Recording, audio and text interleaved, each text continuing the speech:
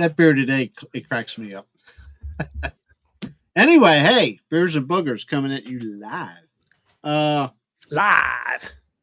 We had a lot of plans for a show tonight, but Mother Nature is putting a dent in those plans. Danny, our wild, wonderful latest person who is part of our team now, has decided to go to bed. So everybody in chat, start giving. Yes, I'm wearing gloves. Start letting Danny know how we feel about people going to bed at 8 o'clock in the evening. They're supposed to do Besides Jeff. We understand they're Jeff's supposed to do it. They're supposed to do it on the show. That's where you fall. Yeah, you're supposed to do it on the show, Danny. But anyway, he was out squatching. The show is what about David? But here's about David. David on the West Coast is experiencing high winds right now. Yep. And their service is in and out. If he shows up, he'll be here. If not, we understand. So here we are.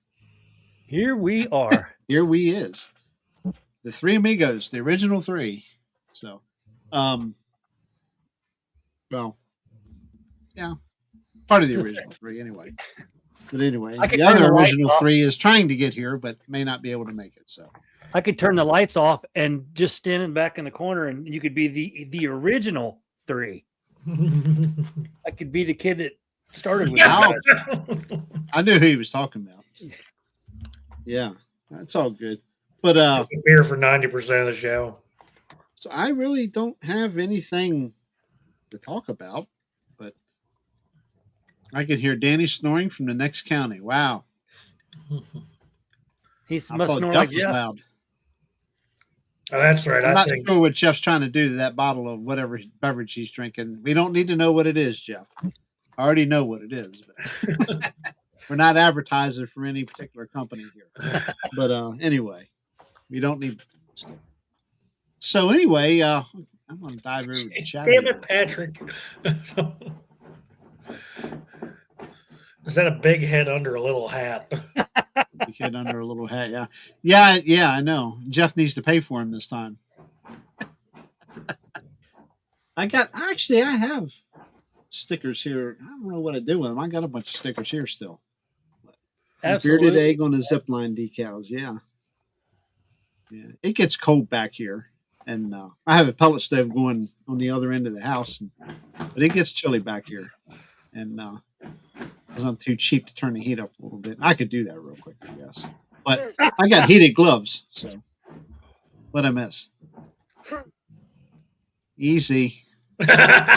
Easy. He's talking about Mommy's watching. Gary. Nice. Gary. Mommy's watching. Anyway. I've heard Jeff snoring in Alabama. You're right, Wendell. No doubt about it. Wendell, I've also heard you snoring in Alabama. So, oh yeah, I've heard some Wendell snore stories. But we got we'll give it a little precursor to this coming Tuesday. We're not going to be on here long, obviously. We got what's going to be an interesting guest this coming Tuesday. I think, yeah, right, Gary. Got Dog Man, we got Bigfoot, a little bit of everything. A little bit of everything from this witness.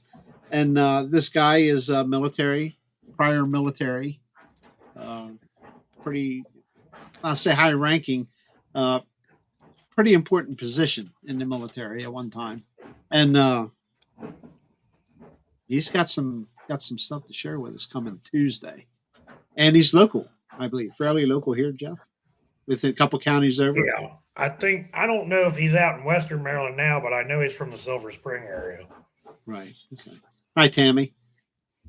We appreciate everybody in chat tonight. Yeah, like I said, we had a show planned, and we're here. But he might be listening for a little bit tonight. He said if he gets on. Yeah. So that's good. But we hope David can make it on. If not, we understand. We just we haven't had David Blaylock on in a while. That 3-hour time difference is just impossible, especially on a work day. There's Leonard. Hi, Leonard. Hi, Leonard. So, anything recent? Anybody heard of any excitement going on. I know Danny went on a camp out here over the weekend, but Danny is home sleeping instead of telling us about it. Yeah, And Wendell's got the blues doctor tomorrow night. Wendell has the blues doctor tomorrow night. Okay. Mr. William Robertson. Dr. William Robinson. I don't want to misrepresent there. Yeah, Mr. Noble's in chat with us tonight. That's a fellow we could have brought on, I guess. Yes, Robert, I'm staying awake. Yeah. Important shows, he's going to fall asleep on. Yeah. All shows are important. It's the excitement, Jerry. He gets all worked up and he's so excited. You know what it is? Every time anybody starts one of those slideshow programs, I did the same thing when I was a kid. Same thing at farm meetings. Anytime a slideshow gets started, that's usually what happens to me. Hillary, you are one to ask. You are one to ask. Hillary spent all day yesterday baking. I got to hear about it last night on DA's show. There was something I did see.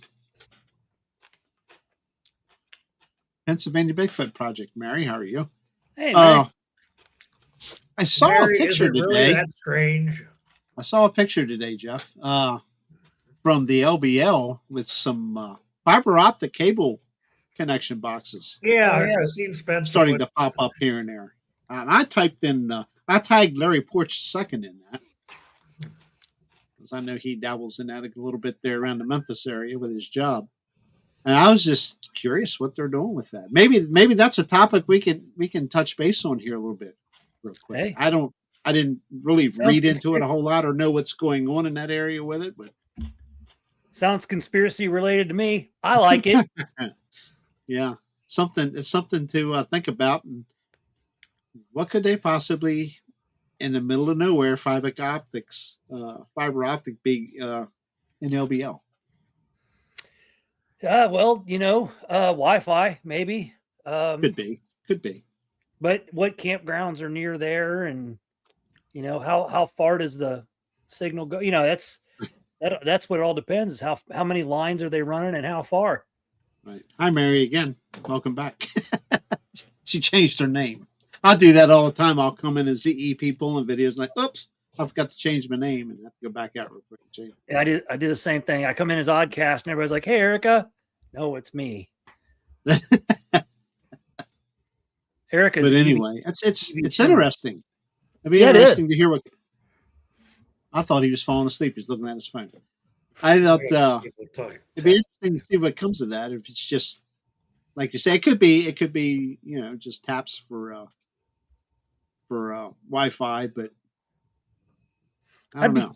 I'd be curious, what's around there. I know we've stayed near LB. Well, we were technically at LBL, and we had internet. So I'm sure LBL's huge, and there's areas that don't have internet. So maybe it's just for internet, or maybe military. Maybe it could be everything.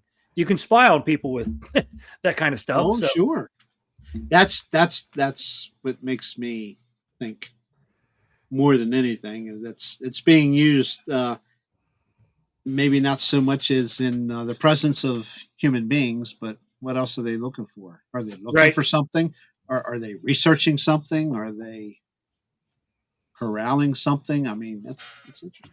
Well, it's one of those things we've talked about before. Why don't they want you using a drone over there? Well, that drone in national parks it's a big deal now. You got to file for a permit just to take a camera in there and shoot photos. What's so important that they don't want you filming inside of a park? Money.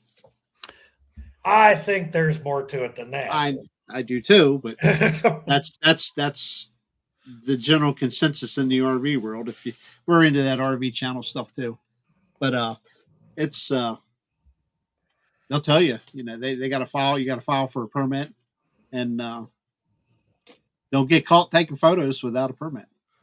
So look at that. Hillary said Hellbent Holler put cell towers. Cell towers in LBL. But I'll still say that's great. That's usually how it starts, are cell towers. But you can, you you can spy on people with cell Yeah, towers. but why are they putting cell towers in LBL? Even if it's for, selling it that you have better internet, when you buy a TV, it doesn't say we can spy on you, but they can. Smart TV. Yeah. And your car, Mm-hmm. And why does my Alexa randomly start talking to me when I'm not even asking it anything? I don't have Alexa, but hi, Phyllis. But yeah, you look at something, you can just accidentally click on whatever on your internet, not even click on anything, just be talking to a person beside you. If you're in your vehicle driving and you pick your phone up, not while you're driving, you pick your phone up, look at something, and we just talked about that. Yep. There's advertisements on your telephone for stuff. But Jerry, everything so many people listening to you. This is turning into a Chad show. Yeah, too many people don't pay attention to that, though. I mean, people are starting to open their eyes about it, but the amount of spying that goes on us.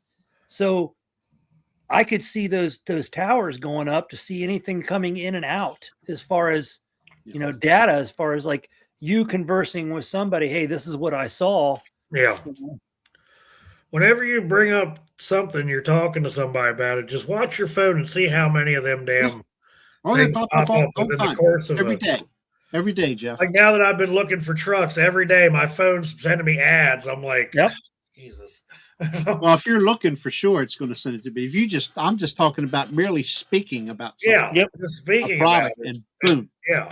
Your phone hears everything and it starts targeting websites for you, for the exact product you're talking about.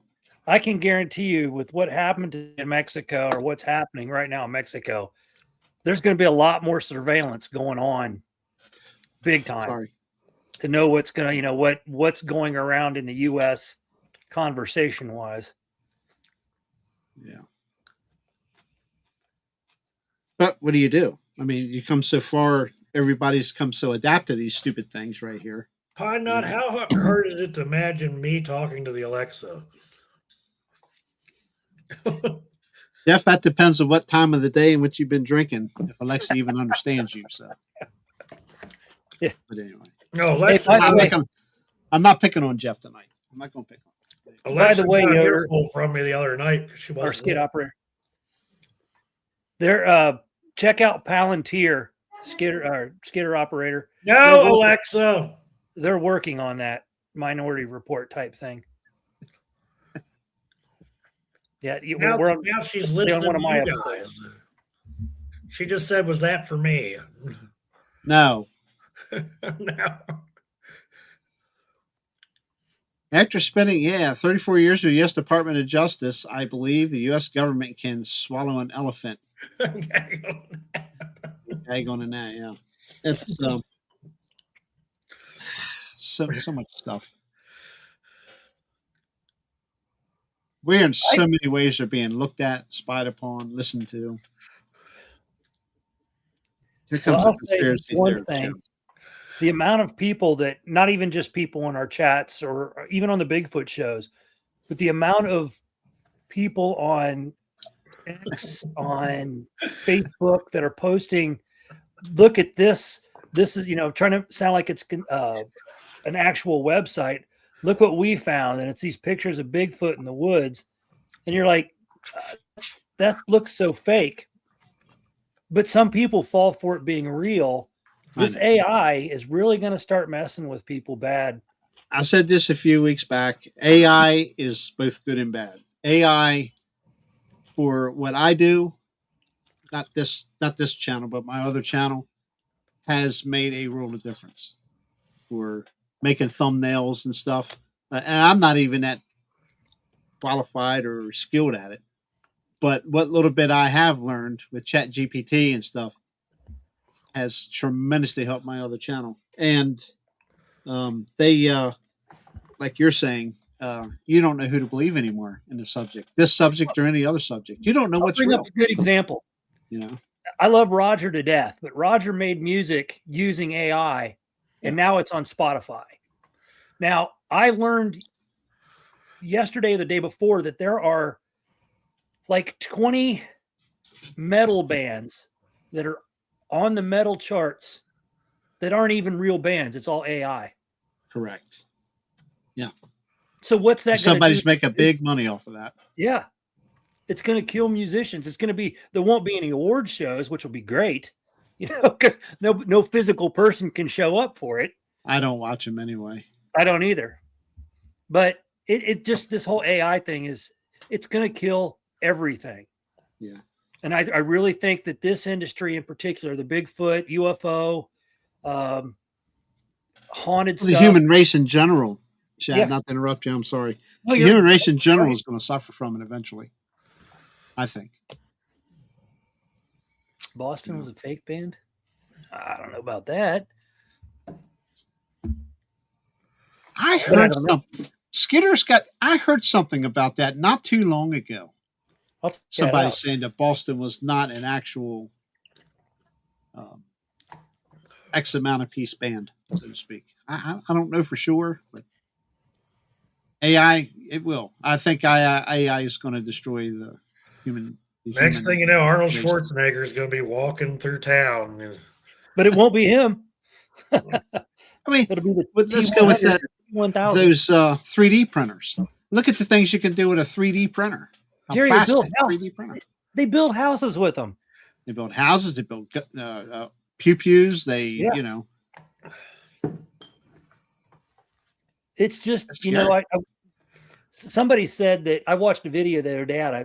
It was out of China, and it was police on patrol with a robot, and the robot walked just like a human. Like, sure. But then they were saying that wasn't real, that was AI, and I'm like, how do we know? How do we know what's real now?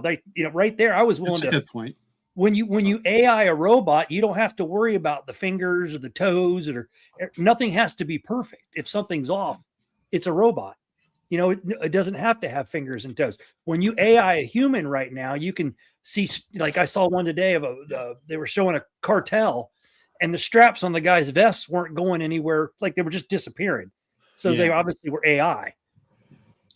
But which brings me to what I was going to say is we're in the early stages of AI. So the average eye can pick up and say, yeah, that's not true. That's not real. When this thing is fully developed, it's going to be a problem. Yeah. And it already is a problem.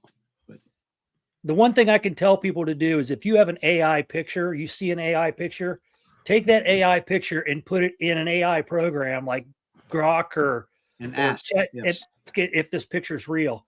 And it'll tell you there's a 90% chance that it's AI or 100% AI. Well, here's a prime example. Now there's DA and Robbie are doing a lot of those newer audiobooks now, and a lot of that is computer generated narration now. It's not of course somebody reading it. Mm-hmm. Well, let's think about when I do a monologue for our show, I'll go into Chat GPT and I'll like, these are the words I want. Right. And it'll write me a monologue. Okay. So people can do that with poetry. People can do that with a book. You can go in and tell it, this is my main character. This is how I want it to go. Can you give me whatever? And it'll give you, say, a sentence. And if you like that sentence, it'll keep continuing to write that story for you. So it's going to put authors out of jobs. I don't know when, and I hope never, but I think eventually it's going to put a lot of people out of jobs. And they're 3D printing meat. Yeah, oh yeah. Yes. And I did see that, Mary. A lot of kids are using Chat GPT to try to cheat on tests, and they're getting the answers wrong. Good. Here's a good one, Leonard. Yeah. Let me ask you this. Think about this for a second. The capabilities of AI and the ability to build robots with 3D printing or whatever. What's the chances in the near future? And I say near future because it's advancing fast. Is a Bigfoot real or is a Bigfoot a robot? Is it a 3D printed robot? What is it? A dog man? Yeah. If it's AI generated through and brought to life through a 3D printer of some sort, yeah. that could be very. You might start seeing these things all the time. You know what I'm saying? I mean, it's just one of those probabilities. You know, the capabilities that could happen.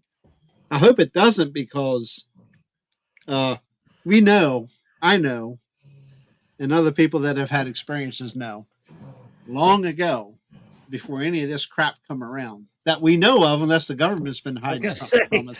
Okay, unless the government's been hiding something from us all these years, we know these things are flesh and blood, or this or that, or whatever you care to believe. But the future is scary because we don't know. I don't want to be walking down the street and have a robot reach over and want to shake my hand or something. I'm sorry, that's not at all. I don't want nothing to do with it. I'll tell you, when I almost ran into that whatever robotic thing they got in the shop, right, I about had a damn heart attack. Get the biggest kick out of that. They got one at BJ's, and BJ's is a huge store. What is it? What is its purpose? I mean, what's it there? It's going through and it's looking at the shelves.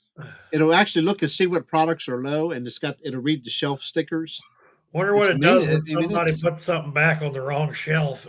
Well, it's all the purpose of ordering. But I also personally, and I think Chad will agree with me on this, I think it's looking for shoplifting, which is a good thing.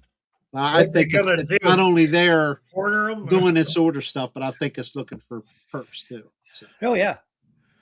What's the thing going to do? Pursue them out of the store? I don't want to upset it and find out. I can tell you that. You know? Next thing you know, you see this big motorized thing come flying past you, chasing you don't somebody. Know. You might be 10 other ones come flying out of the back room.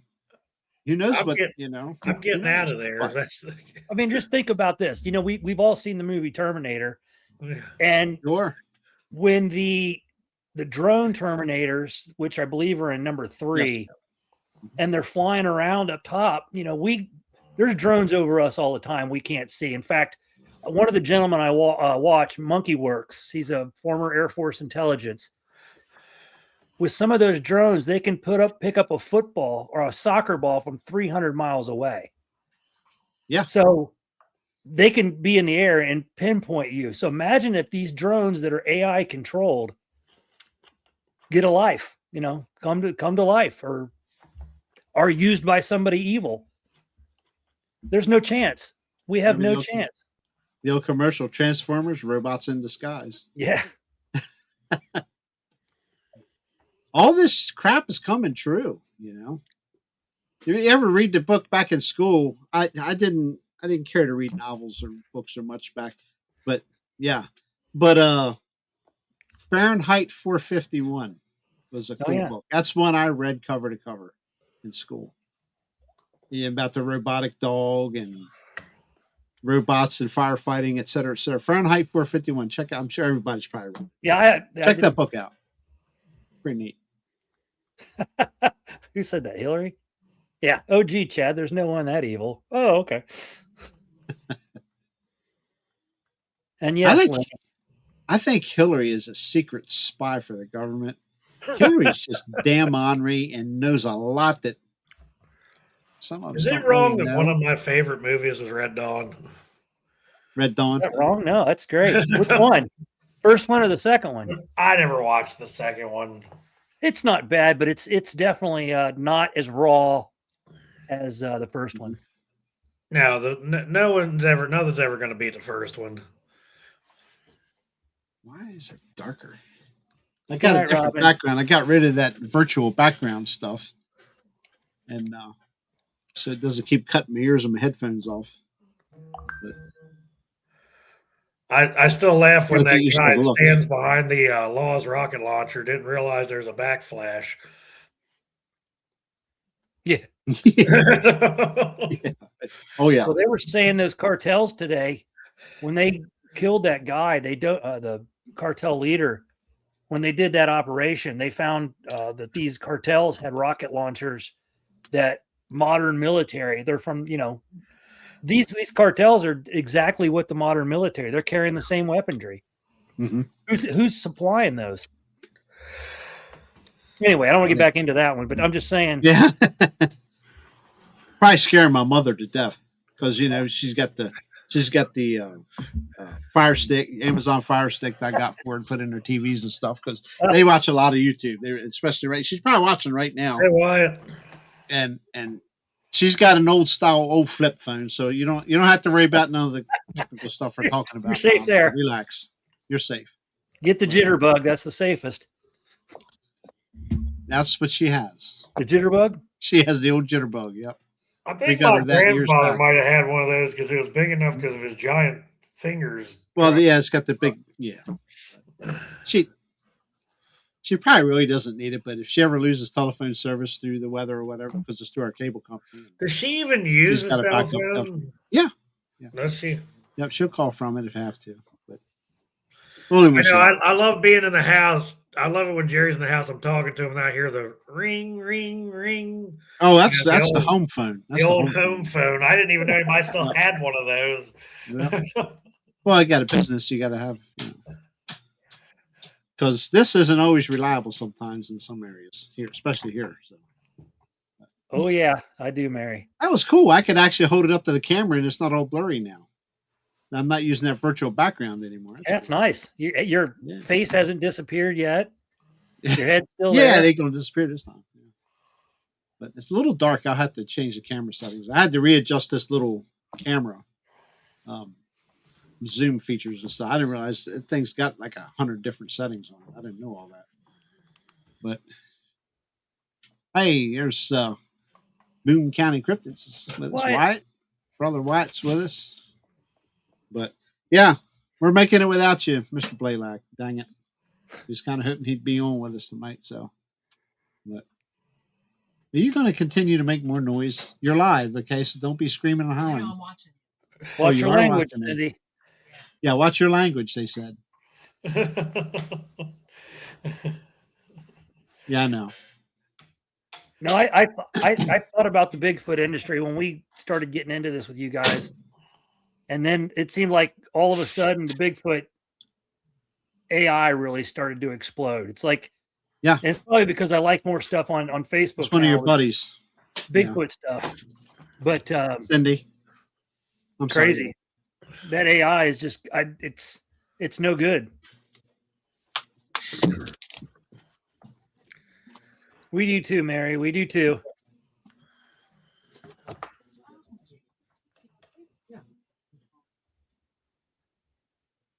Nope, Jerry's gone.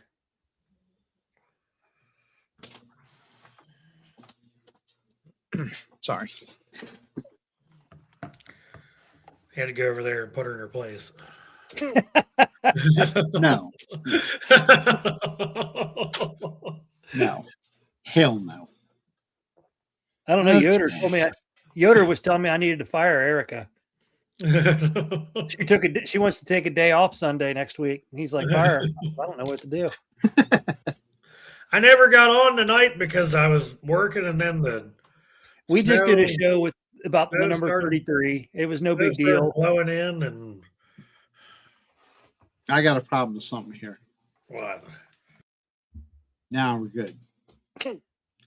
You want to know why? Look at your shirt, Jeff, and tell me what I don't like about your shirt. Uh-oh. He knows what it is. He knows what it is. The little John Deere. Oh, we got that damn John Deere shirt on. Anyway. Hey, that John Deere's that's what Mark was, of all things, that's what Mark was on when he had his come here. Dogman encounter, whatever that thing was. Come here. You better come here. You better come here. You're a cat. Yeah. I was trying to get her to jump up here.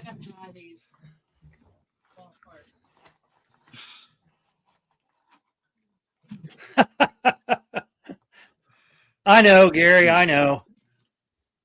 She's the high point of the show.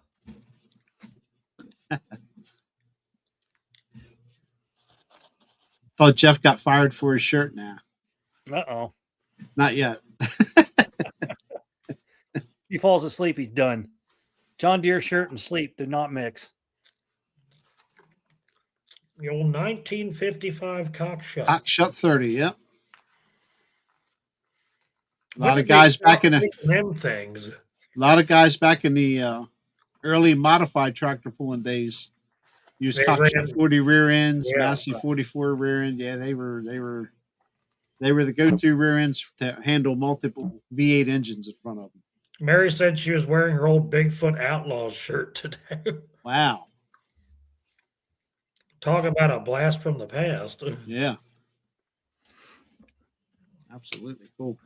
But anyway, hey, we've covered 31 minutes. So Hey, we're doing good. Hope everybody enjoyed yourselves. Appreciate everybody in chat. And we're going to call it a night. I didn't hear any complaints. You do that, and then Roger or somebody will appear, and Oh, now Roger's asleep. Oh, I haven't that's seen Roger Danny. in I'm sorry, it's anything tonight. you're thinking Danny. You're not Danny. thinking the Roger, Danielson. Danielson's the asleep. Roger Holler, or Hollering Roger, as I like to call him. Yep, Mr. Spikes. I don't have a night out shirt. I don't have any shirts of anything. I'm pretty sure Wendell has like 5 different night off shirts because he just interchanges them. Seems like every time I see him, he's wearing one. I have plenty of tractor pulling t-shirts, my other channel, but I don't have anything for big. Well, other than what we've bought. We're going to get some shirts made though, sometime. Yeah, we tried making Mr. one. Bearded Egg. We tried making one with the cricket, and then when I washed it, it started peeling. So that didn't work out so well. Nah. It's best just. I actually have a guy that'll do them for us. Yeah, I think that's what we'll do. He's pretty decent. He's got plenty of customers. The shirts look good.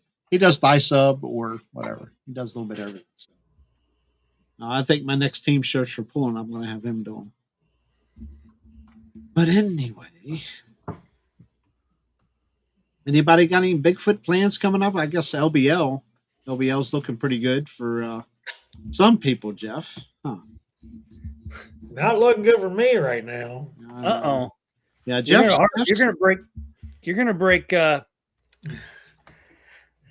Phyllis's heart. Well, he's got his hands full. If everything settles down, Dad's hip is not doing great. Oh no. Yeah. He's probably going to have surgery. Well, I'm not probably. He's going to have surgery. We just He's got to have it. It's fractured, Jeff. He's going to be having surgery. Well, they never said if it was fractured, but it's bad enough. Oh, I thought. Okay, I thought it was fractured. He never answered me if it was fractured or not, but knowing my father, you've heard the stories, Jerry. So, I know. Yeah, he's got to, take care of that. Get fixed up. It's only going to get worse. Sorry, Mary. See, Mary and I just have a bad habit of not being able to go to the same things at the same time. I don't know what to...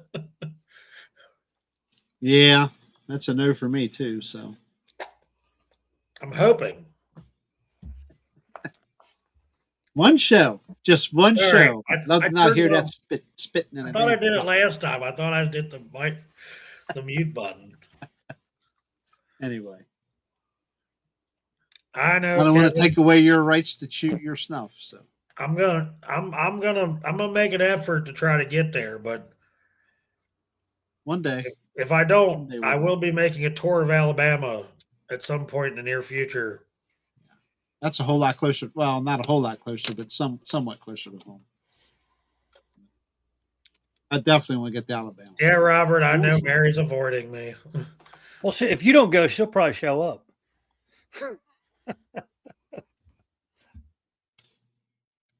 Well, thank you, V.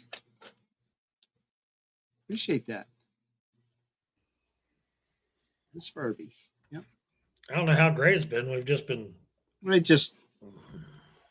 We're less Mr. Blaylock, so evidently David's not having any luck. So it's all good. He never has very good luck with that stuff. Nah, I was gonna have him come on and tell his story again. See how long it would have stayed on. I want to see how his Bigfoot turned out. Remember, there's a picture of it on his YouTube page. Is there? Okay. Facebook page. I mean, unless that's something different, but I know he made a Bigfoot and draped it with. Yeah, it's on his Facebook page. Yeah, that trip to LBL, that's a hike for us. Well, we figure, Mary, we're what 3.5 hours east of you, maybe 4, depending on where you're at down here. But it's I thought a storm destroyed. It could have, Hillary, but he's got pictures of it on his Facebook page. Yeah, it's I don't something know tore it from up. where. I thought he said a bear or something. Something did get a hold of it. Yeah, Got a hold of it. Hillary said a storm. What she knows? She's Gary, I'm thinking that, now that we've got Danny and all that access to West Virginia, that we need to go down there with Noble and Buckner and Odell and go hit some spots around West Virginia. That wouldn't be too far of a ride for us either. For where's that now? West Virginia. Oh, that's an easy drive. Yeah. We could go run around with Les Odell and Danny and Daniel's son. Take him over that area Pat and I know about. 11 hours, okay. Yeah, it's about 14. It'd be about a hard 14 hours for us to get there. Easily. Hard 14 hours. That's and right. If I got the RV, it's going to be longer than that. That's right. Wes is a West Virginia guy. Fayette County. Yeah. Fayette County, West Virginia.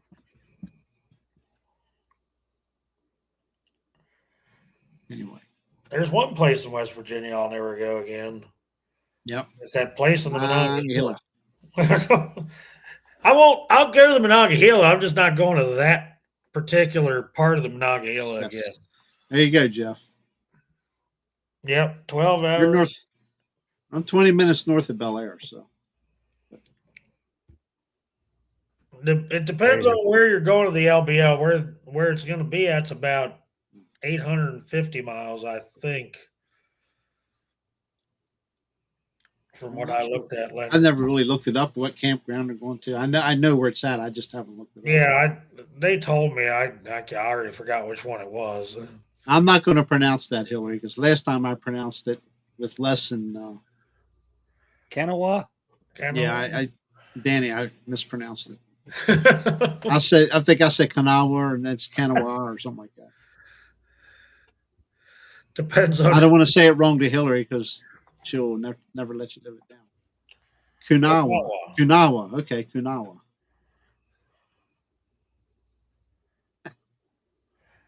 That's right. That's where Daniel Benoit's got the CBRO. Where I come from is Daniel Benoit, but okay, it's been a while. I played hockey around the Shenandoah Valley. Wow, Garrett says I need to go to Brown Springs. Brown Springs, Oklahoma. Gary, isn't that where Purgatory's at? Kanawha. Okay. I think that's where Purgatory was Brown Springs. Brown Springs. Now you're talking about a big trip there. Woo, that's a hike. Colson Holler. Yeah. We'll have to have something up around this way, even if we involve a little bit of the Pennsylvania crew up there or something. We got plenty of goodies around here, believe me. Michelle. This area. Michelle State Park would be a good one. You got Gettysburg National Military Park. 10 minutes away. And other things too. I mean, Gettysburg is right there. Great places to eat all around there. So, yep.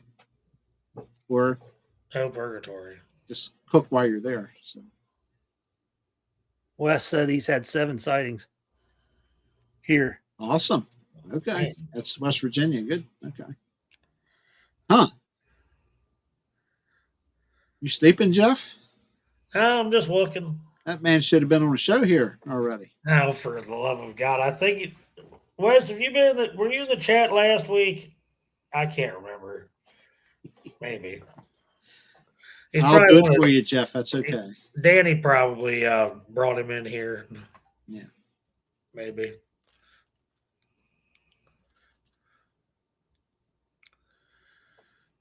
The Mumbers Bay and the LBL. Been some killings, by Dog Man.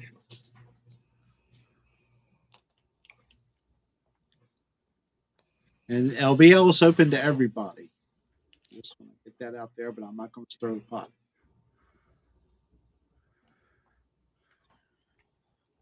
Hello from Bankhead National Forest. Awesome. Yeah, I've seen Charles Welcome, in here. Charles. Oh, yep. Welcome, Charles. Bankhead National Forest. That's Greg. That's Greg House country right there. Yep. Bankhead National Forest. 24-inch track. You see that, Mr. Spikes? Yeah, you just showed Pine Nut, I did not fall asleep in chat last night. I was just busy. So he says. That was AI Jeff that fell asleep. I left it. Yeah, AI Jeff. Here we go. Oh, it wasn't me. It was AI me. Here we go. Hey, I'm not going to pick on Jeff. Oh, there he is. There he is. That's him. Well, we're pretty chill. Okay. That's damn sure. Yeah, we're just kicking back tonight. Our guest isn't able to be on here. So. Yeah, we'll enjoy. We're looking forward to having you on Tuesday for sure. Joe, you didn't tell me that was your handle.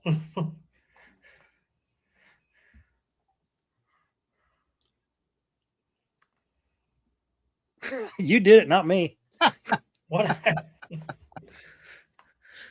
Chad didn't want to be in the. He didn't want No, to. Be that was Jerry. I don't like the control seat. There you go. Put Jeff up there. Yeah. Okay, Yep, it's all you, Joey. Jeff. Joey, I almost called you Jerry Garcia. Jerry thought that was hilarious. Jerry moved, man. Jerry moved. Is that lilies and leaves? Oh, that's a Bigfoot thing. Okay. I thought you had flowers and begonias behind you or something. Oh, you were a snake keeper, huh?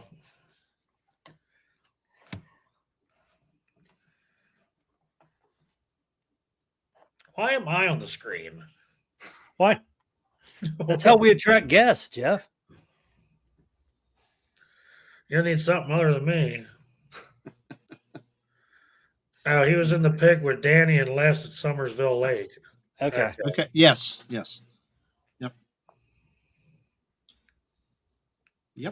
Okay. All right. I'm going to go an hour, and I'm going to call it after an hour. So Where are we at? So 4 minutes? Yeah. Oh, we got a little while to go. Yeah, we got 17 minutes. You say that, and then Blaylock will appear like a. That's fine. If he comes on, then we'll gladly turn it over to him. Somebody just said, "Where's Danny? He's asleep." Danny is sleeping. He was out boogering all weekend. I think he was out with Ron Howes too. I think. Yeah, Les Odell and Ron House. Yeah, Micah Ron was out there with him. I can't remember if I saw him at the. Look at this. Wendell's trying to get guests off our show. Hey, Wendell. He's poaching. Hey, Wendell. Why you got to get all Spencer on Wendell's a poacher. Huh? Why you got to turn all Spencer and shit on us, huh?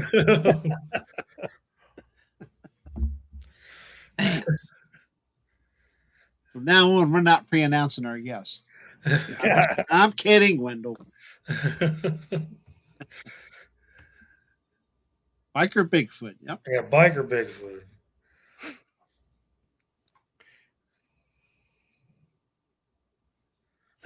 Wow. Wow. Real good replacement. We should just have a contest, see which one of us falls asleep. If I go camping with, we'll find out. If I'm setting out my easy chair, I'd probably win. That would be good at a meet and greet. Everybody could put money on it. Who's going to let's be honest. I also can't watch a movie without falling asleep. So, yeah. I don't sleep much, but I know when I first met Erica, I said, at the time my condo was decorated all Star Wars. I had the whole place. And I said, "Have you ever seen Star Wars?" And she's like, "No." I was like, "Well, would you like to watch it?" And she's like, "I'll try, sure." And it was a Friday night. I was ready, man. I got popcorn made and everything. And she lasted about 10 minutes. And she's like, I can, work. I was really tired from work. I was like, okay, we'll do it on a Saturday. So the next weekend, I think we tried it on Saturday, and she actually watched it. But that was the only thing she never, it wasn't a girl's movie, obviously, but Danny would win a snoring competition. I don't know. It's going to be tough to beat the little guy down below us here. Hillary. They're pretty good. Hillary. Be nice. Lord have mercy, be nice. Oh, Hillary's the one reading too much 50 Shades of Grey or something. Hillary worries me. She just worries me. Her poor husband, she's probably got him tied up to a chair or something right now. Excuse me. Mary's on her own when it was glitching. Right X. Yeah, that's a busy area. So busy. Here's a question: what's Bigfoot doing this kind of storm we're having right now? What do you think? What do you think Bigfoot does? He's in a cave right now. Probably he's in a cave, building a fire. Probably they are together, keeping warm, and then they probably don't move too much, simply because their tracks would be seen easier. This is just, obviously. Well, he'd have it made if he was still in a 3D printer. So, it'd be nice and warm. Yeah. They're laugh now, but I'm telling you. They're having a Bigfoot bonfire in a cave somewhere. I give him all these ideas all week long. Anything I can conspire in this brain of mine, I'll send over to Chad or share to Chad and something. Just waiting for this big show to come out with all these conspiracy ideas. Held up in a barn? Could be. But we talk like there's only one. So if there's a clan, what did the clan do? And we mean Bigfoot clan, not the other clan. Yeah, right. That's hard to say. They move all winter. Yep, they will hold up in old buildings. Sure, I believe that. There's a lot of abandoned houses out in the middle of nowhere. Oh, there's an old barn way down yonder in the woods. That's Dogman, Lenny. He's back in a warm government facility enjoying himself. Yes. I can... There was a book written by Dean Koontz called The Watchers. Mm-hmm. And it was about this dog it was highly intelligent, but it was being chased through the woods by this genetically modified creature that the military. Mm-hmm.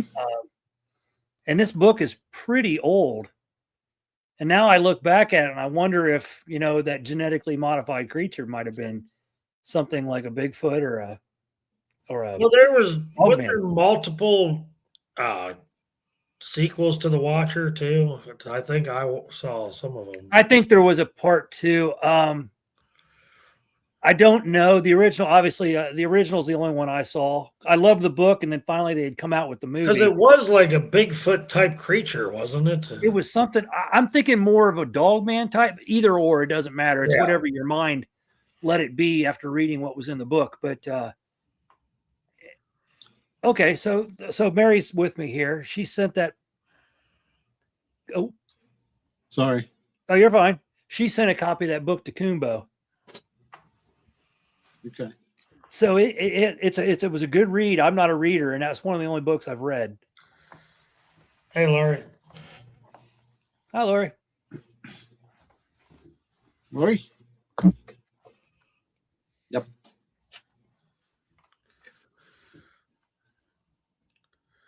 I often wonder if I'm ever going to find a huge nest in that barn out back.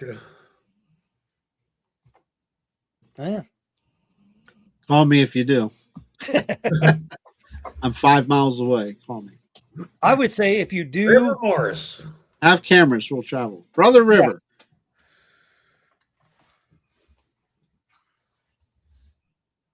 Okay, Mary. She's got all the Dean Koontz books.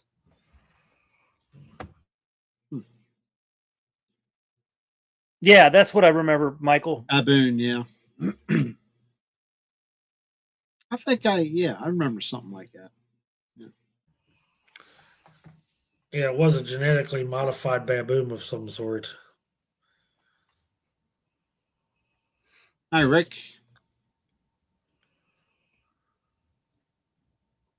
Wow, we're in here absolutely quiet, not talking about anything. I believe they ended up dispatching that genetically modified baboon too in that movie.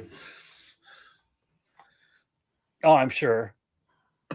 It's been forever since I've read the book or the movie. Again, like I said, I don't read, but I like to know if I see a movie I like, if it's got a book, I'll probably try to read it because I think books are usually better than movies. Hey, Rick.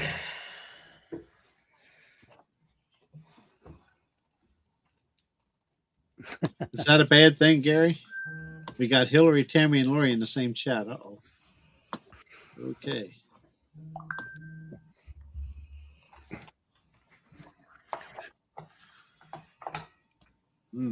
Yeah, that's interesting. Yeah. Oh, I know. I got to get a new office chair. This one's driving me crazy. Whew. A little tough.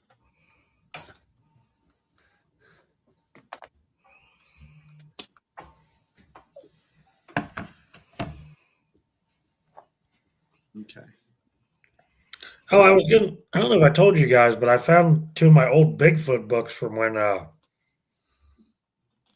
was a kid. Like a pop-up Bigfoot book?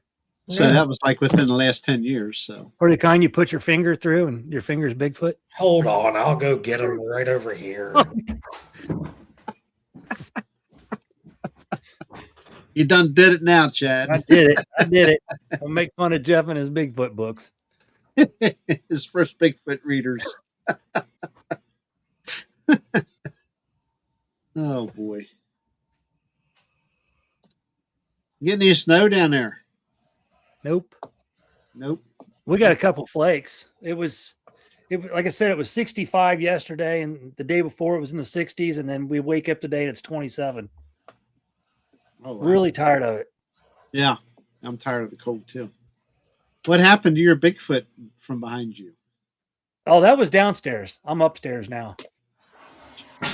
We're going to do the show, our show downstairs, and then Beards and Boogers and Old Lines upstairs. So she can still use the house. Right. Gotcha. Until it gets nice outdoors, then I'm moving back outdoors. Oh, yeah.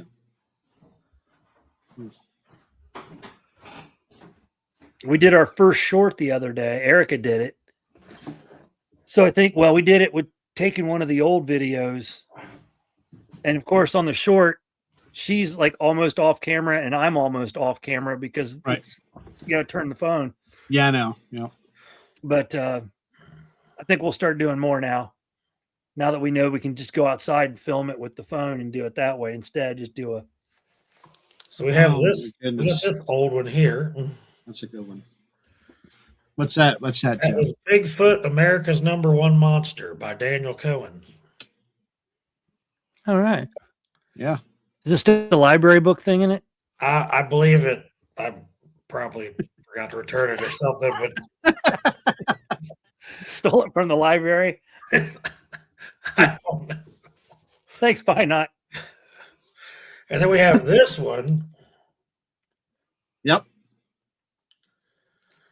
I have that book here somewhere. Yep. That's right, Hillary. If not, the VCR tape of that. Jeff owes $24 after 10 years. Yep. 15 years of library books. There's here's something.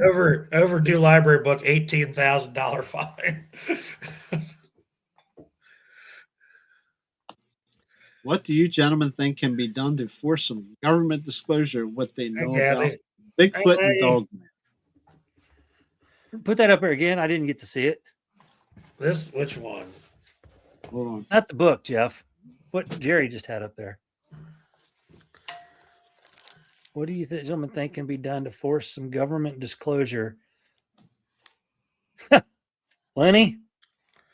Well, in my opinion,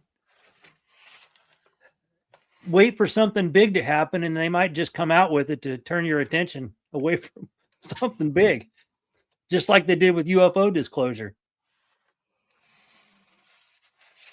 Yes, Lori, that is for real. East and northeast of us.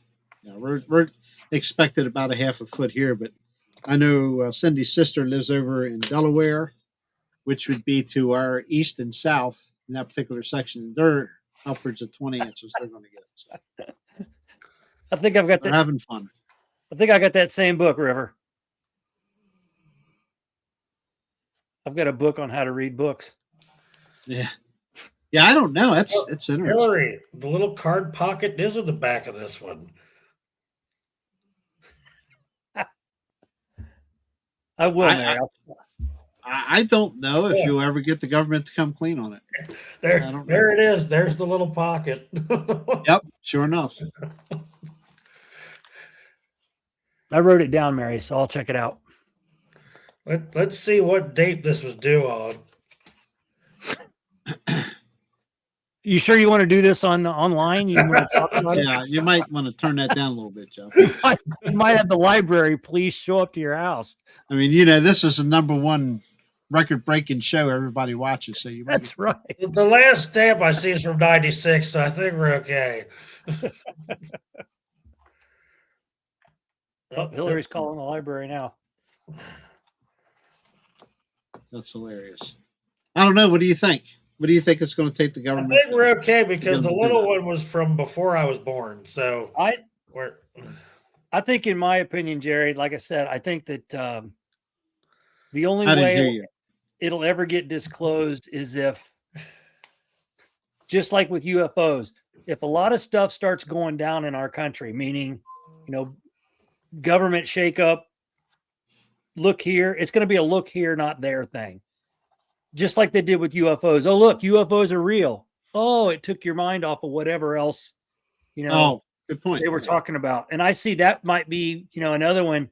Oh, well, we're going to come out with the Bigfoot information. Here's Bigfoot now.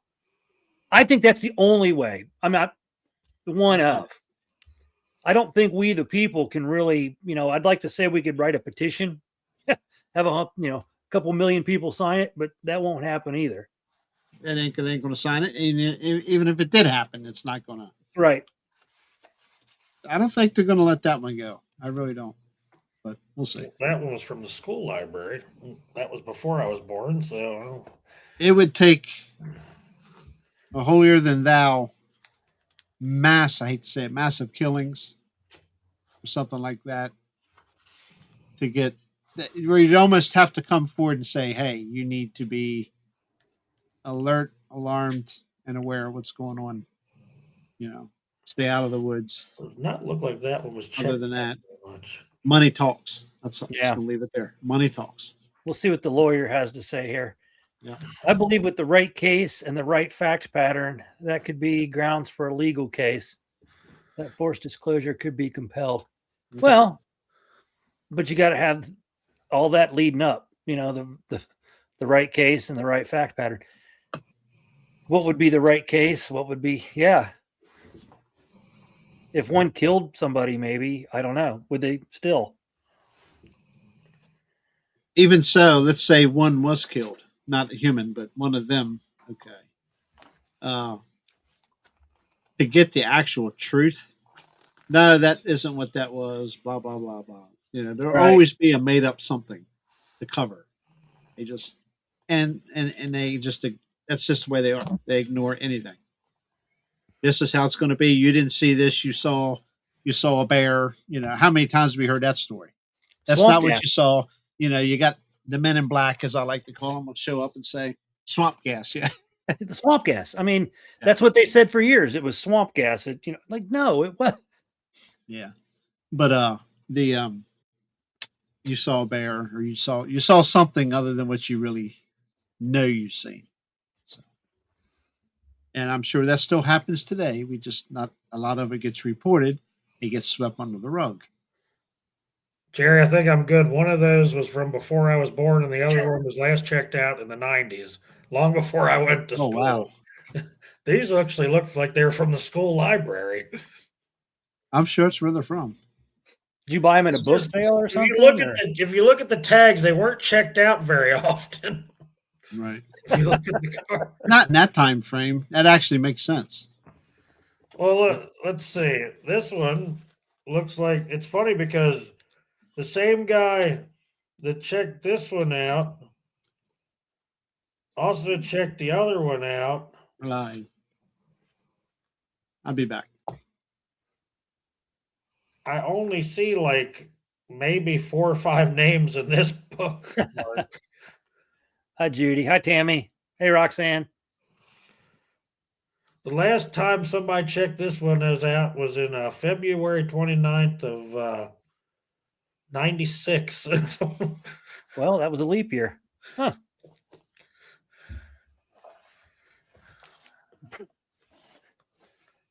Yeah, Hillary said. I thought I was born in 89, and this one was last used in 88, so I don't think so. There you go. Hillary brings up, who was it? Let's call him. His book's overdue. There's a couple names that are matching up here. Whoever Ken Sexton is.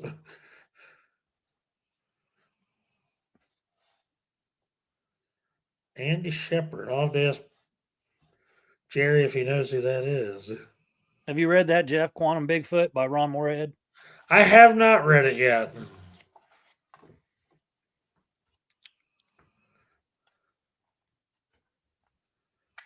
I don't see our group on the card. I see Paranormal Appalachia's in here. How's it going, Joel? He was back in there somewhere. Yeah, I just played him. I just had him up there on screen. Right there. Jerry, you don't know anybody named Andy Shepard, do you? Because he checked out both of these books. Do you? North Hartford. Yeah. Yeah. He checked Jeff out Shepard, Andy Shepard. Yeah, I know him. As a matter of fact, they live right through the woods here. Used to. Yeah. Well, he checked out both of these. Okay. Yeah. I told you he's Bigfoot around here back in the 70s. Let's see. What about Ken Sexton? Are you kidding me? Yeah, he's in this one. Yeah, I know Kenny Sexton. I take you. As a matter of fact, where he lives now is an eighth of a mile from where I had my visual. Maybe you should get a hold of Kenny Sexton. Kenny Sexton, absolutely do. What about Butch German? No, I know the last name German, but the Butch doesn't. Kurt Barnes? Nope. Lenny's having your house swatted by the library police. Have your home surrounded. I can't pronounce that name. Daniel Sobieski? No, it starts with a. I'll send you a picture of it. Does it say Danny? Daniel. No. There's this. I know a Steve Danielchik. I wonder if that's it. I can't read it. It's very good cursive. They can only read junk cursive, huh? It's like another language to Jeffrey. Today, do they even use cursive writing anymore? No, I don't think they do. Yeah. There's somebody with the last name Woodall. I can't pronounce the beginning of it. What's that? Woodall. Yeah, I don't know who that is. Hi, Dorothy. Judy, Dorothy, Tammy. She's one of somebody was picking on saying you got her and other two. Phyllis. Yep. I'm telling you, Hillary, it's like a law. Catherine's here. It's like ancient Sumerian text anymore. It's a forgotten writing style. I can fluently write it today just as good as I could in school. Same here. Yep. I'll send you pictures of these, Jerry, see if you can recognize any of these names on the list. Well, those first few names you mentioned, I knew who they are. Yep. What about Merle Ashley? Nope. Don't know that one. Pat Burr. Wait a minute. What years were they? Does it have a year there when it was signed out under that So name? this would have been That's got to be back in the 80s. 83 and 88 on these. Yep. And then Definitely. the other ones were between 83 and between 75 and 96. That's yeah. 75. Jeff was older. Jeff's 2 years have been 83, 82 or 83. Andy was younger. Andy would have been like 86, 87 when he graduated. Something the last time this one was checked out was in 96. And first name Corin, last name I can't pronounce. 96, I was already out of school 11 years. So yeah, this one I wouldn't have known that one. This one was last checked out in 88. Cool. Hang on to them. Yeah, collector's items now. I've got like historical pieces here. All sorts of crap. See, these people sign their important documents in print. I have to admit, Hillary, when I sign my documents, you can't read my cursive. I just scribble. You can't read mine either. No. Or Phyllis. I learned cursive in 1964.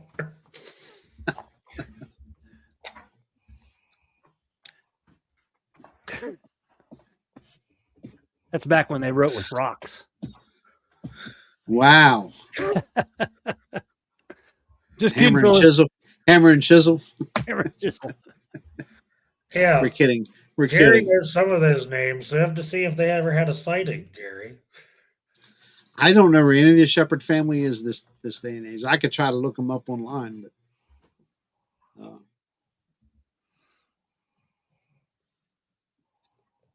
Hillary asked, are there any big known stories in any of those books, Jeffrey? Let me look. It's been so long. I have a videotape of that one. The track on the track of Bigfoot or whatever. Yeah, I have to see if I can find that in here somewhere. Should be. I know. If it was one of these, I can't remember. I thought I had another one somewhere. There's definitely talk. I kept losing my chisel. Albert Otzman and Renee DeHinden and John Green and some of these. Is it this one? There is some old literature out there. It's pretty good on the subject. Here's the acknowledgments. The author gratefully acknowledges the assistance of those either directly involved in the search of Bigfoot or reporting the happenings. Andrew Gonzalez, the late Roger Patterson, Ron Olson, George Harrison, and Renee DeHinden. Yep.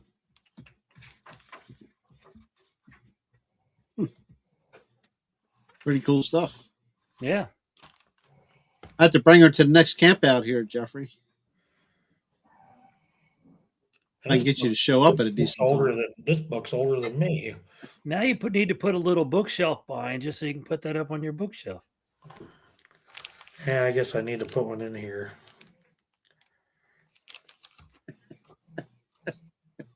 Oh, giant hairy apes on Mount St. Helens, page 111. Yep. I'm familiar with that. I have the video. I feel bad even touching this thing since it's so old. Yeah, be careful.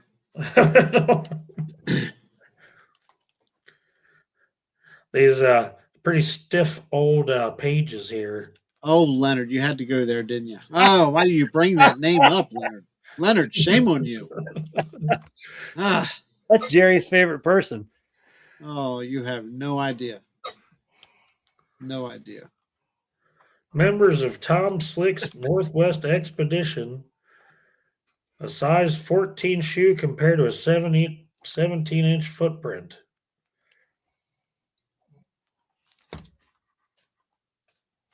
There's some illustrations apparently in here somewhere. Here we go. Ooh, there's even a fancy North Hartford seal on this page. Damn vintage North Hartford High School book. Don't make me call Mr. Grossclose. I don't think he's alive anymore, is he? Oh, yeah, he probably still is. He'd be in his 70s. He's probably still alive. Is that right? Oh, he might be in his early 80s by now, yeah. Probably my dad's age. Albert Otzman signed an affidavit attesting to the truth of his account being kidnapped in 1924.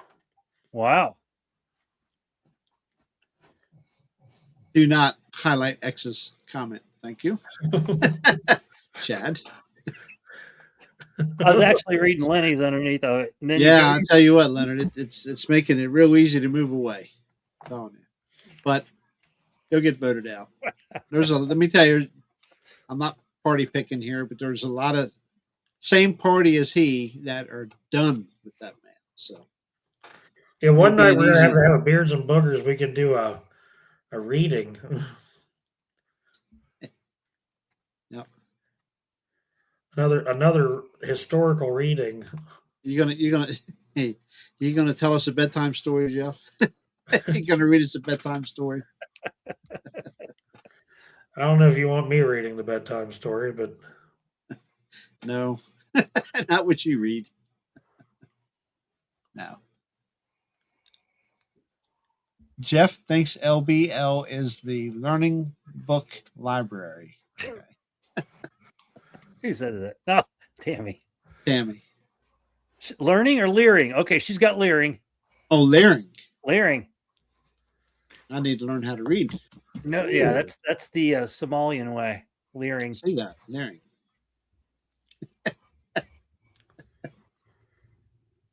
Maybe we just forgot the N. Here we have the Jerry Crews story.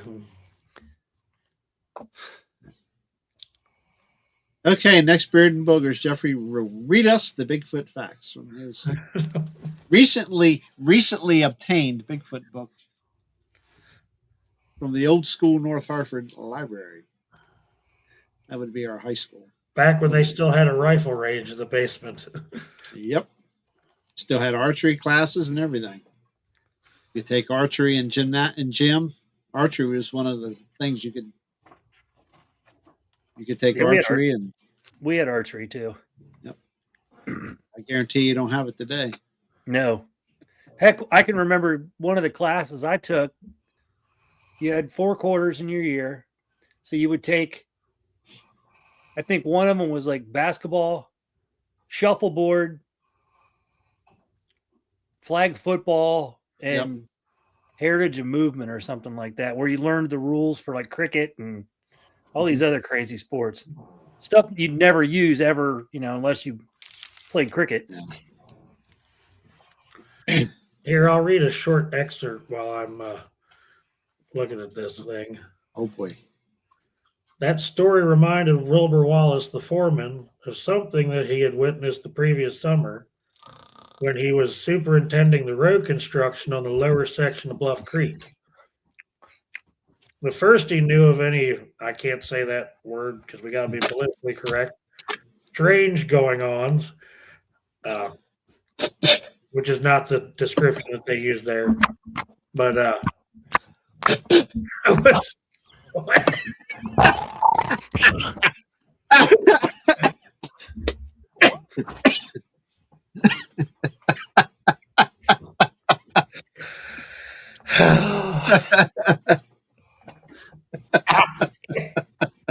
Wait, we forgot the. It's funny. That's what I was doing. The spit. Okay. Yeah.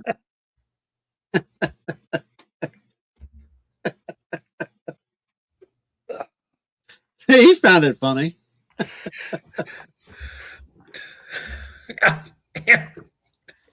We love you, Jeffrey. Oh. Yeah, probably not you. I remember kids going to school. We had a bunch of my friends all had big lifted trucks, and they had shotgun racks in the back, and there was always a gun in there. Yeah. Yep. 22 or a shotgun. We had to start hiding ours when I started going to school. Yeah, I mean, yeah. One of my friends got in trouble because he had a muzzle loader. Nowadays, you'd probably get in trouble for a slingshot. And then, according to the state of Maryland, a muzzleloader is not considered a firearm either. So, yeah, times have changed. People have changed. yeah. First he knew of any strange going-ons was the mechanic who kept the machinery in repair supplied with fuel reported that a 55-gallon metal drum filled with diesel oil was missing. All that remained was the round depression made by the 450-pound container in the dirt on the shoulder of the road. But from the opposite side, where the road cut into the mountain, he can make out a line of huge footprints.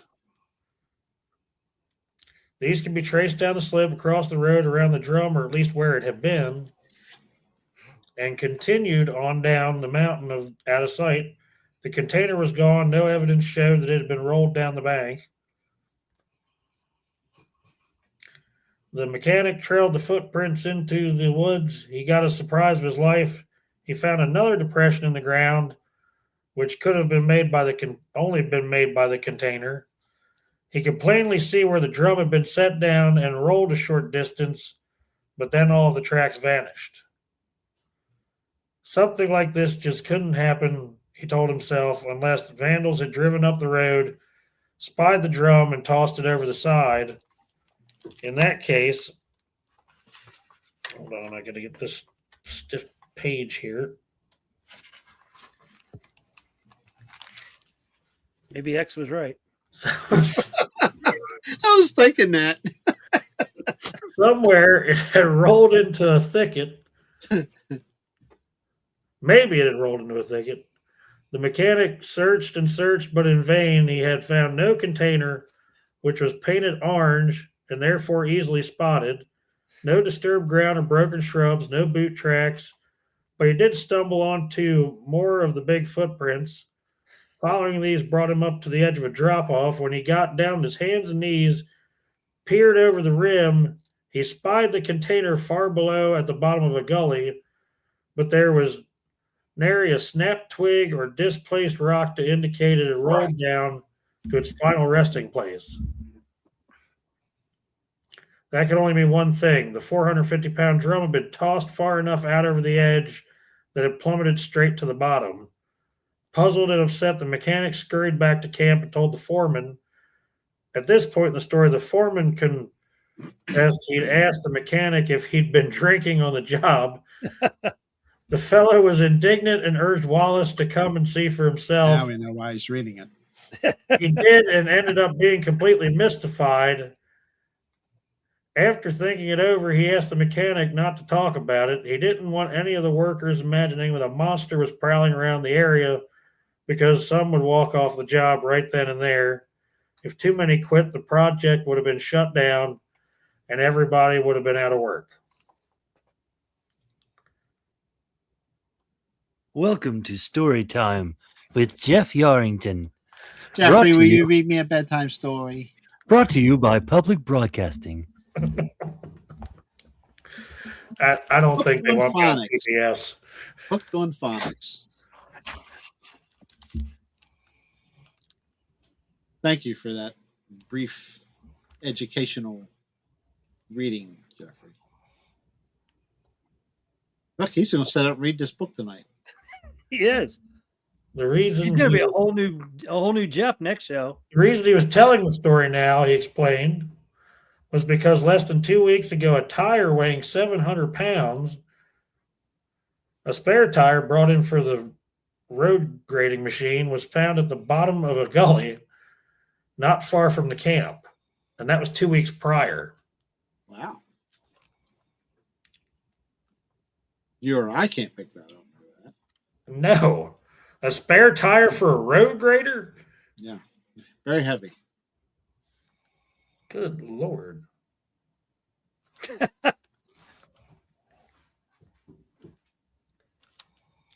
I ain't gonna stop him. Let him go. What's up? I missed it. What did you have up there? The workmen eyed each other. They remembered the struggle to retrieve the big tire. They also recalled how they had swallowed the foreman's story that some vandals had pushed it off the road. And again, when a heavy section of galvanized steel culvert was found at the bottom of another steep drop off, the boss had blamed that on vandals too. If vandals weren't to blame, who was? The foreman grinned and shrugged his shoulders. The men asked each other questions. Had anyone or his family seen any huge stranger prowling around the camp? Why did you put me on the thing again?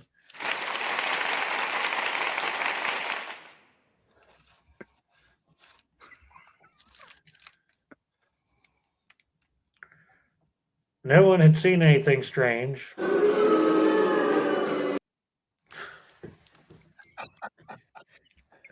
Sorry.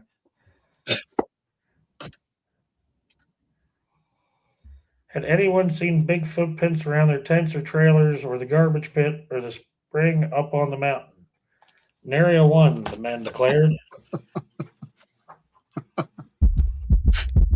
You need a fireplace behind you, Joe.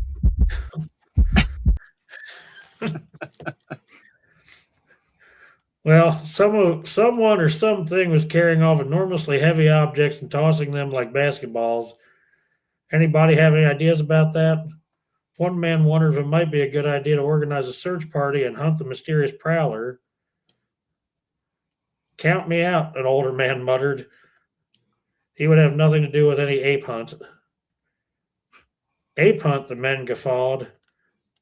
There was no apes in the mountain. The foreman glanced at his wristwatch. After all, the crew was not being paid to stand around and swap stories.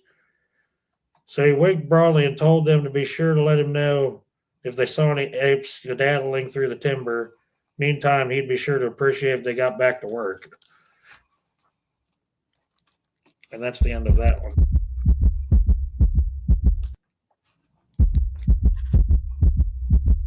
What the hell is that?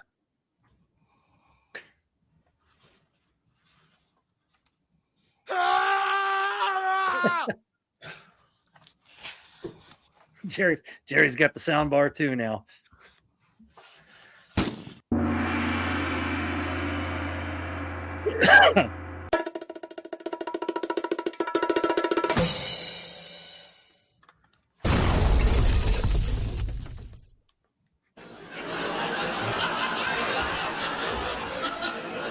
Oh boy.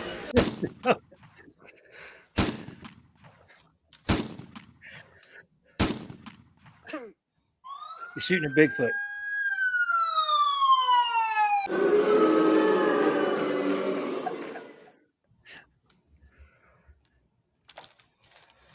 There's a lot of references to Bluff Creek in this one. Yeah, I'm sure it was. That was the big wahoo back then, you know. Yep. Huge footprints hold mystery of friendly Bluff Creek giant. Wonder how they thought it was friendly. I don't know. Nobody. Did they meet it?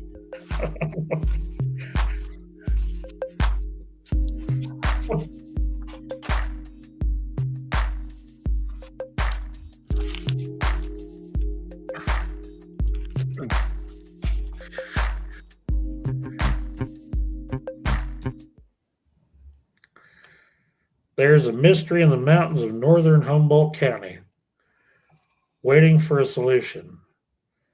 Who is making the huge 16-inch tracks in the vicinity of Bluff Creek? Are they the tracks of a human or a hoax? Or are they the actual marks of a huge but harmless wild man traveling through the wilderness?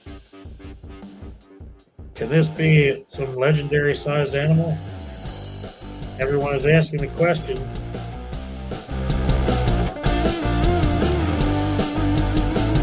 The Jeff Yorrington Show. Starring Jeff Yorrington. Yeah! Oh, me.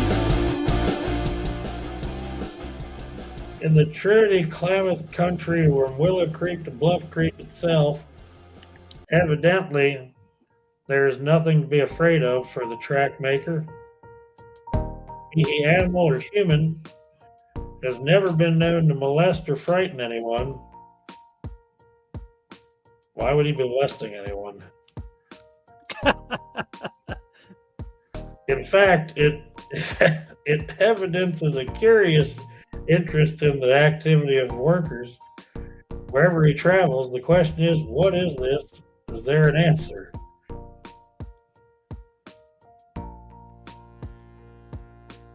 The latest appearance of the huge thing, an individual or animal, occurred again sometime Wednesday night and early Thursday morning. The tracks long and wide were found in almost the same location they were seen before.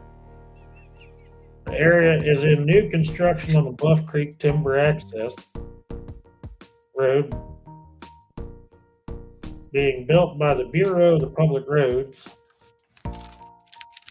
The country in some of Humboldt County's deepest wilderness, where not all of its natural secrets are known to the white man.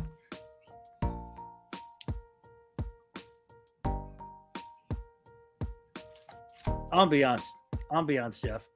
The editor assured the reader that Jerry's crew, a steady, intelligent, hardworking, non-drinking man. The article explained in greater detail how the bulldozer operator had come upon the first set of tracks and later made a cast of a more recent one. Jerry Crew was quoted as saying that folks now refer to the unknown creature as Bigfoot. Mr. Gonzoli then reminded his readers that he had published Mr. Bemis? Other items reporting similar tracks along the Mad River near Corbel. After talking with Jerry, he had interviewed a man who had seen the Mad River footprints, described them as paw prints. Still, a taxidermist who viewed the plaster cast declared footprint could not have been made by any known animal. On the other hand, a resident of nearby Pepperwood claimed the prints were made by some practical joker who left tracks on a logging road out of Trinidad, California. However, most of those with the Times has been in contact, while not desiring to become serious about Bigfoot, are curious and seeking an answer. Few people feel there is anything to fear. Who and what is Bigfoot? The maker of those 16-inch tracks? Surely there must be an answer. Maybe someone will succeed in finding it.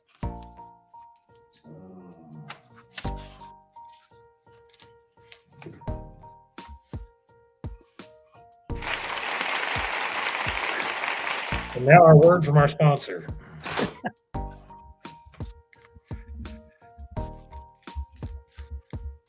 Well done, Jeffrey. Well done. Well done. Well done. Kind of liking the background music. I'm liking this. This is a cool old book. Okay.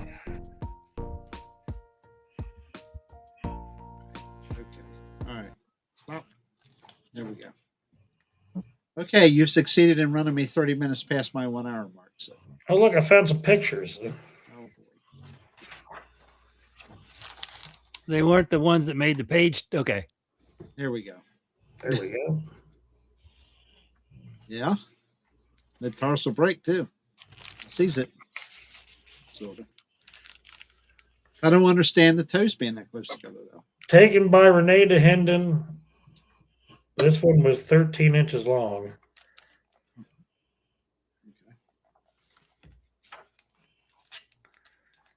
Oh, there's Greg. Knew he'd be in here at some point. Greg, help! Oh, look, here's your Bring on the description. beard. Here's your description of a Bigfoot, man, brown bear, and a lowland gorilla. Oh, shit, I can't see. Yep. Bigfoot would be taller if he changed his posture. On the Pacific Northwest. Did you notice that map? Only the northwestern United States. Only the Northwest. Boy, how times have changed. The beard has joined us. Oh, there's another cast. See that? That book sounds like it's going to fall apart.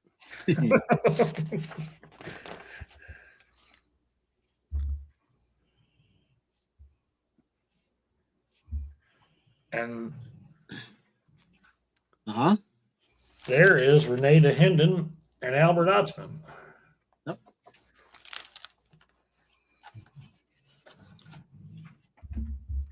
I think I've had not that particular book, but I've had that book in my hands before. And there is John Green measuring a stride on a 15-inch track. You can see the track down there at the bottom. Yep. Draw a red circle around it, Spencer, so we can see it better. Hi, Spencer. He's asleep tonight. Mark Green's not in here, so he's not awake. Ooh.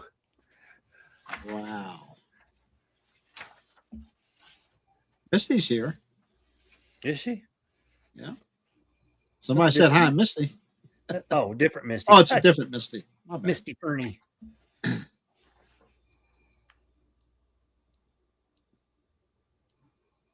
That's okay, Misty. You count too. That's right. Yeah, these pages are a little brittle. I can be careful here. Shut up, Chad. And here we have Renee DeHinden again with a... Yeah, I've seen that picture multitudes of times. Yep. Oh, and look at this. Uh-oh. The infamous... Who you ask, Greg? The yep, infamous. There you go. The infamous. Look at that. Patterson Gimlin. Look at that. Before you ask, House, this is Hooked on Phonics with Jeffrey. We're checking out the Maryland educational system here. Oh, look. Someone tried to build himself a Bigfoot trap. Oh, yeah. That's been done more than once. Yep. House has got a Bigfoot trap. You ever seen it? Got 4 walls and a roof they like to jump on, and a door they try to open. That's his Bigfoot trap. Oh, Lord of mercy. Yeah, I got to be careful. This thing might fall apart. This is an old book. Yeah, be careful. See spot run.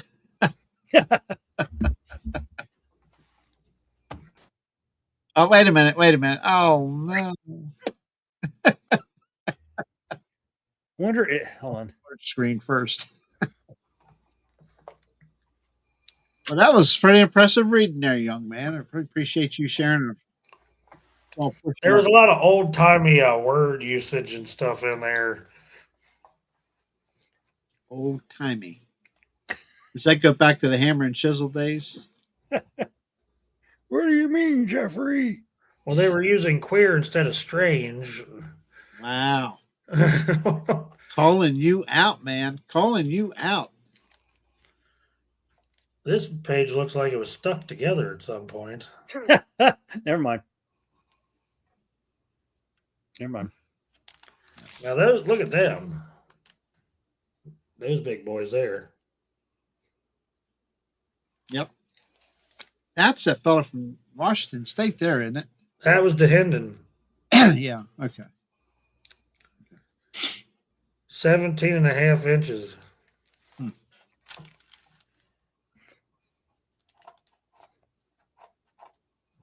Why is there dirt on this page? Phyllis is on to you. Sticky pages. No, Phyllis. Good Lord, you're about as bad as wherever Hillary's hiding at. I put her to sleep. If ain't a bunch of action going, she can pick on you. She's gone. All right, Jeff. It's an hour and 36 minutes into this. Yeah. I'm getting tired. I know I got a lot of snow to move in tomorrow. So, yay. I'll move in Alabama where it don't snow.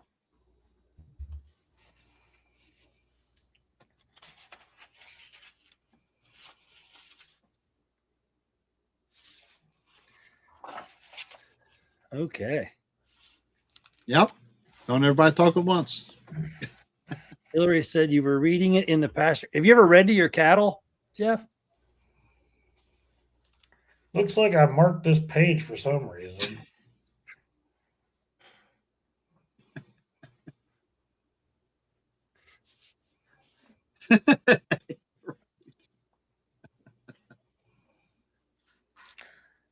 Oh, I think this might have been the Bauman incident.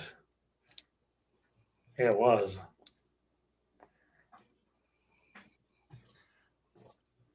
Might as well just read it, Jeffrey. Oh.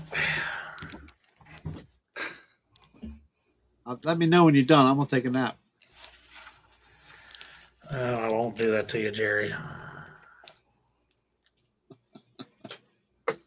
Oh, Lord. Phyllis, you're fueling the fire. Stop. She just loves her, Jeffrey. Love you too, Phyllis. Just because John's got a bum knee now. Come on. What, Hillary? What? Wonder if. What? All right, I'll read everybody a bedtime story here. We won't read the whole thing, but we'll start right here. At midnight, Bauman was awakened by some noise and sat up in his blankets. As he did so, his nostrils were struck by a strong wild beast odor, and he caught the loom of a great body in the darkness at the mouth of the lean-to. Grasping his rifle, he fired at the vague, threatening shadow, but must have missed, for immediately afterwards he heard the smashing of the underwood as the thing, whatever it was, rushed off into impenetrable blackness. Oh, my God. Of the forest in the night. The two huddled by the fire until dawn, followed their usual routine of removing dead beaver from the traps and resetting. Okay, whoa. Did you say dead? Never mind. Easy. Again at dusk, they returned to find their camp in shambles. The men, thoroughly uneasy, gathered a great heap of dead logs and kept a roaring fire throughout the night, one of the others sitting on guard most of the time. About midnight, the thing came down through the opposite forest across the brook and stayed there on the hillside for nearly an hour. They could hear the branches crackle as it moved about, and several times it uttered a harsh, grating, long-drawn moan, a peculiarly sinister sound, yet it did not venture near the fire. In the morning, the men decided to gather up the traps and leave. What the hell is that? It's Sir Jeffrey Yarrington. Continue to read, young man. Yet it did not venture near the fire. In the morning, the men decided to gather up their traps and leave the pass. At noon, they were back within a couple miles of camp. In the high, bright sunlight, their fears seemed absurd to the two armed men, accustomed as they were through long years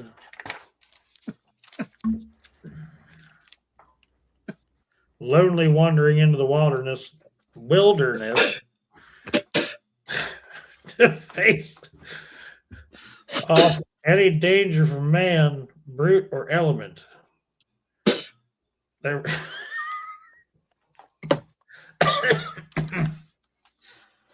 Okay. Roger has entered the chat room. Indiana Jeff. There were still 3 beaver traps to collect from a little pond in a wide ravine nearby.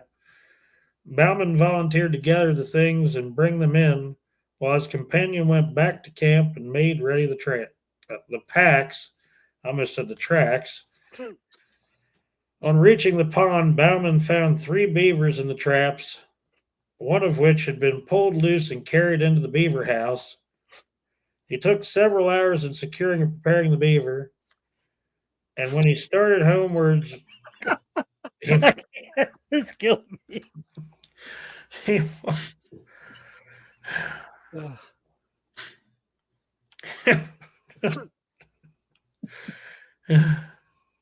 He took several hours in securing and preparing the beaver, and when he started homewards, he marked with some uneasiness how low the sun was setting.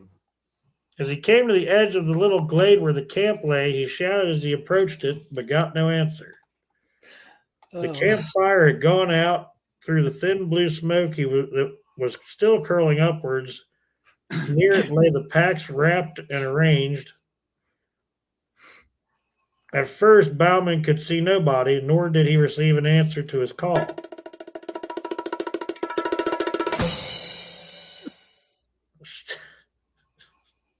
Stepping forward, he again shouted, and he did not.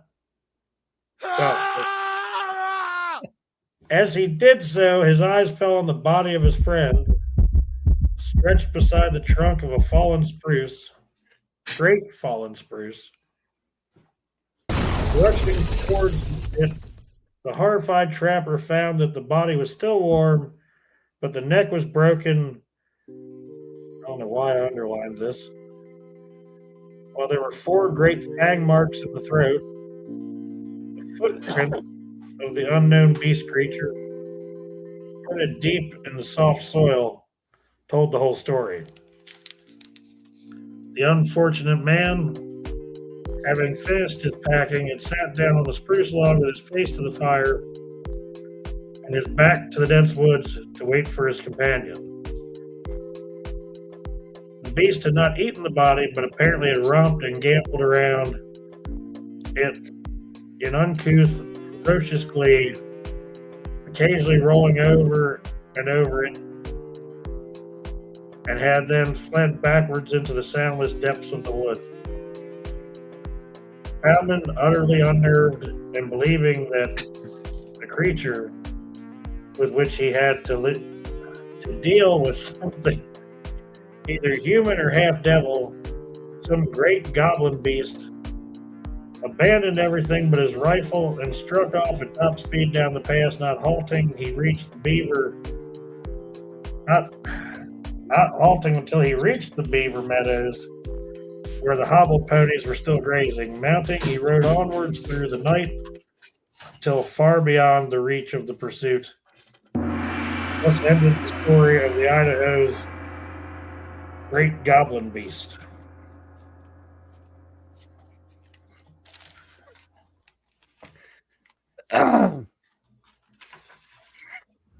That's perfect right there. That's perfect. The remaining evening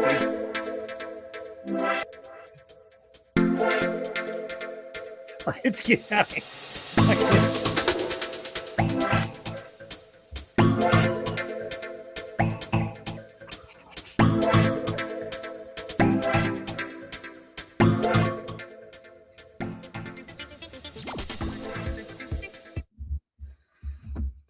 Dun dun dun. Well, Now, Jeffrey. Very intriguing. Yes, Jeffrey. Very, very well read. Yes. We're not picking on you, Jeff. Oh, he's muted. Why is he muted? He mutes himself. I just got attacked by all the dogs at the same time. Oh, okay. Except for one of them. I don't know where it's at. Join us next week as Jeffrey reveals the cliffhanger. Mm-hmm. The cliffhanger. Dun, What's the dun. cliffhanger? Tell us, Daniel-san. I don't think there was a cliffhanger. Hey, we got to get people to come back for the next one, Jeff. Come on. They'll learn how to sell it.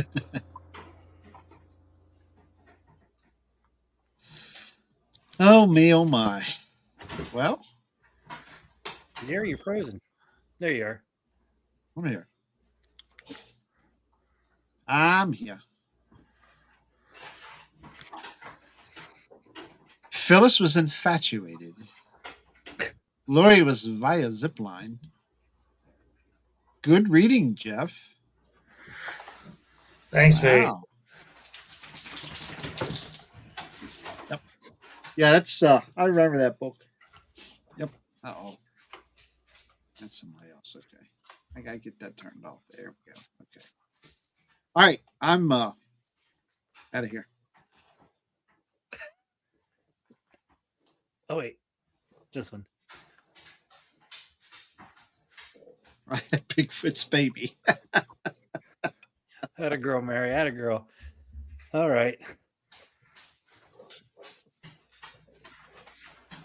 Oh, Jeffrey, you need to start your channel. You can start reading chapters of books. Just saying. Maybe DA can hire me to read off some of his Yeah, maybe. Some of his creations. I know House didn't stick around long. Good night, Lenny. Yeah, good night, buddy. Good to see you. Jeff could be Phyllis's grandson. You poor lady. Poor lady. All right, come on. We're lingering around here. Take a phone call from Coombo or something. It's gonna be a busy day tomorrow, so Yeah, you guys got snow to shovel tomorrow. yeah, well, yeah, and it's heavy. It's nasty, heavy stuff, man. It's Bye, Lori. night. Bye, Verbs. Verby. Yep. I wonder how much of this snow we're going to get when we're done, Jerry. 6. Oh, Greg's still Six. there. He didn't leave. Yeah, okay. Anyway. Stay warm. Yeah. It'll be one of them days tomorrow, I'm afraid. Again. Tell you, Alabama. It don't snow in Alabama. I'm out of here. Alabama. Yep. Gone. Oh, the $7,000 dog has her squeaky toy now. Oh boy. Does she read too? She should, as much money as I spent on her. Hi, Wendell. They weren't reading lessons, I can assure you of that. Yeah, this show's going right over the edge here, so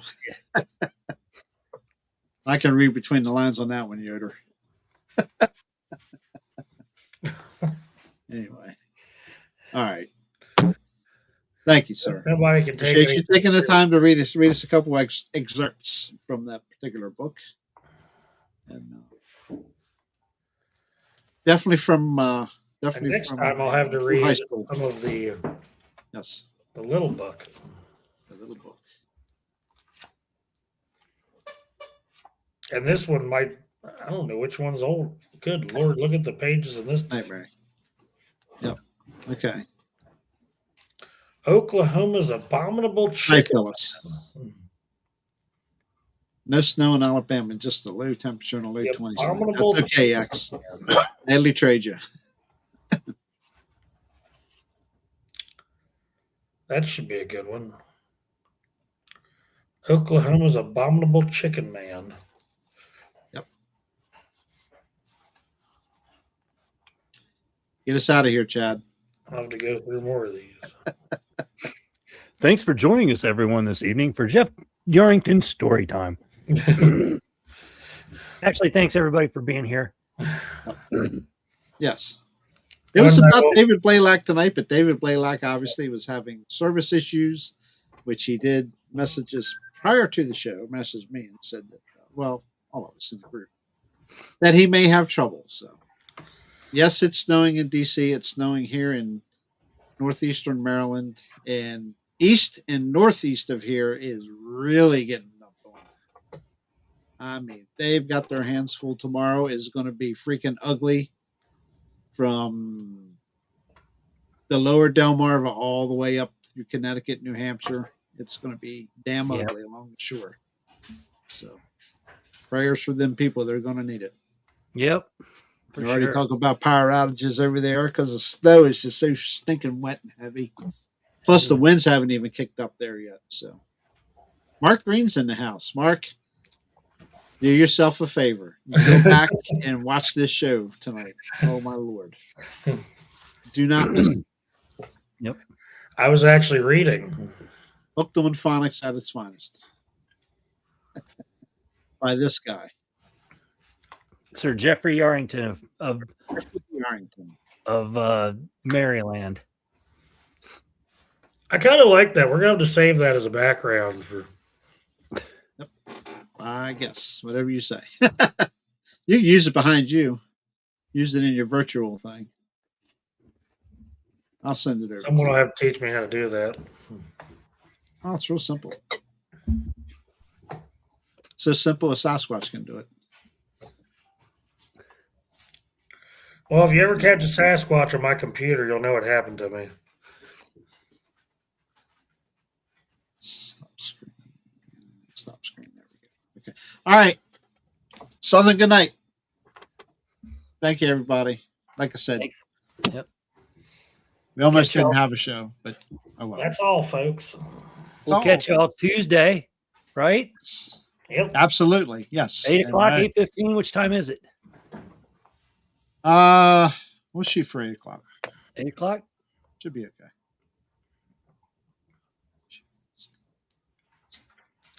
Why is Hillary going to be PMing us? That's other people, not us. Wow.